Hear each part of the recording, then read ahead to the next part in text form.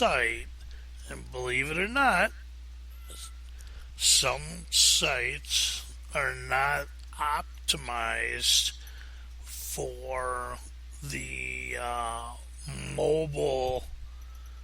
Um, well, I'm listening to my cat scream. The mobile operation, your mobile phone, smartphone. Have you ever been to a site where you go to it and you see like a piece of it, a chunk of it? You can't see the whole site at the same time. That is what I'm talking about. I go in, talk to the customer. Now, when we um, make the site mobile friendly, that doesn't mean shrinking the entire site down so that you can't see it. Rather, the system I use is take the most important items, make them completely readable on a mobile phone, and then have links, like, say, if you're a restaurant, what would be the most important link? The hours, and you'd want to know what the food is, show me online what you got. Now, it could be a very detailed menu, which I've done that for companies, or maybe the meal of the day, and how about some specials like I used to go to restaurants. I hate to call them greasy spoons, but that's what were. They were places you slid in, slid out. Lots of coffee, bottomless cup coffee back then. There's a couple places like that yet. Smart move. Of course, coffee is the most profitable part of the meal. It's kind of like alcohol is to a restaurant, like a fish fry place. Coffee in the morning is their alcohol, their fuel. So if they're charging you $1 a cup, you know what I'm saying? That can add $5 to a meal that would have only been $5, period. So a good monetization move on a restaurant. The downside is the patron customer looks at that and says, "What?" and doesn't come back. So there's other ways, price your food accordingly. People are willing right now, depending upon where you live in the country, East and West Coast, you can add $5 more, but a meal here for $8 to $10 each is fair. Probably even really good at this point of inflation. Alright, that was kind of a no-brainer, but thought it had to be said. I'm so used to having a half-hour show, the show can go 3 hours. It won't, but it could. I'll try to not live up to my name. They used to call me On and On. Yes,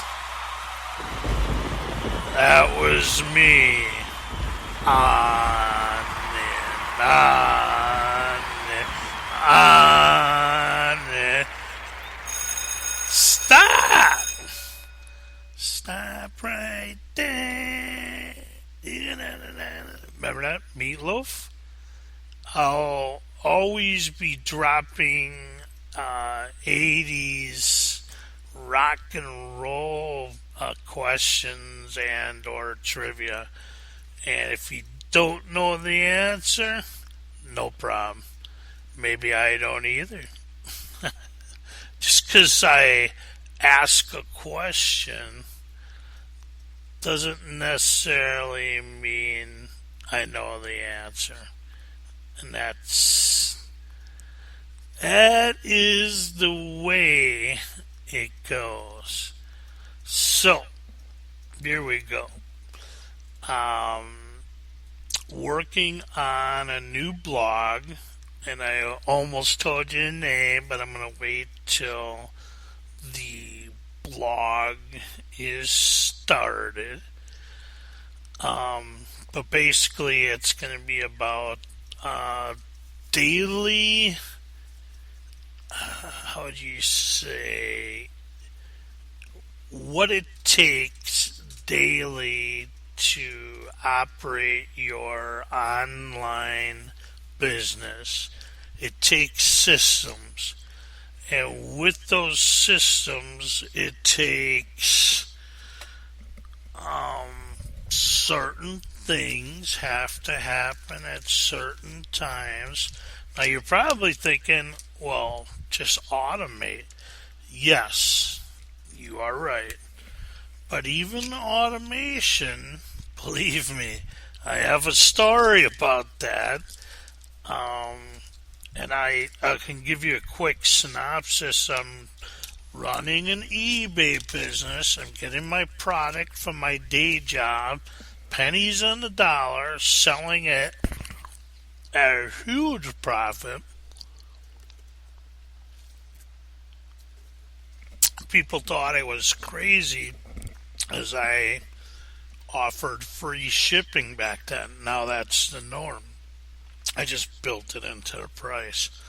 The coolest thing I was selling at the end, well, put it this way, the product I started with, Zippo lighters, hot. Trying to think of a few other.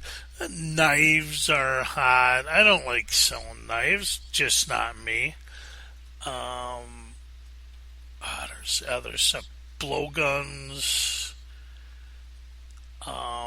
I used to really like to sell, it's called poly resin. You go into those stores and you see, almost looks like carvings, but it's actually made out of a mold and then painted. But they're really cool, very well done, some of them. And I sold thousands of those. They're brittle though; they would break, so it was kind of a problem with product losses. But that's how some of that stuff goes. You're gonna sell that type of product. That's the liability you take, especially in shipping, and you get better and better at shipping and at packing your order. Love eBay, but I don't miss the manual end of it. The pack in a box, putting the postage on it, your name, all that, making a tag, getting it shipped out. See, in the beginning, I was ignorant, so, yeah, I know. Hard to believe. Yeah. He was stupid. What? Yeah, not so smart. I had to learn, and I didn't have a book, though I read a lot today. I wish I read more back then. Anyway, live and learn. So I heard about, I think it was advertised like, stop packing your orders. This is how you know, collect money without touching product. Well, bing, bing, bing, bing, bing. You can imagine I was like, I don't know if you remember Ricochet Rabbit. Bing, bing, bing, bing, bing, bing, bing.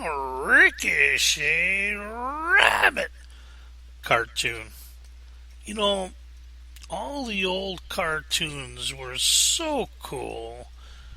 Um, really weren't violent. I mean, if you thought what was happening to the Roadrunner was, you know, meant to kill he always lived.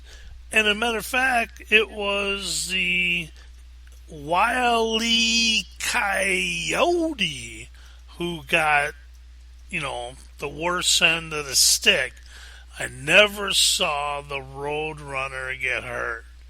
So there was never a bird hurt in the production of the Roadrunner show. Bleep, beep. There was a character, the Tasmanian Devil. He was on Bugs Bunny, but I loved the way he would step into a scene. He did, you know, because he spun, so it'd be like, and then when he talked,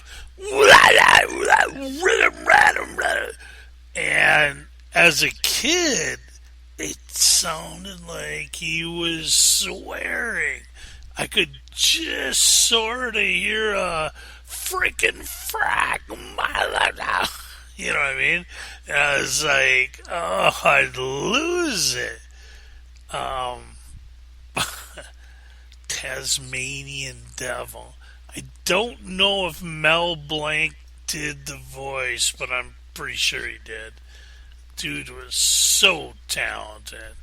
I try to do Bugs Bunny and Elmer Fudd in the same conversation, and you're doing both voices.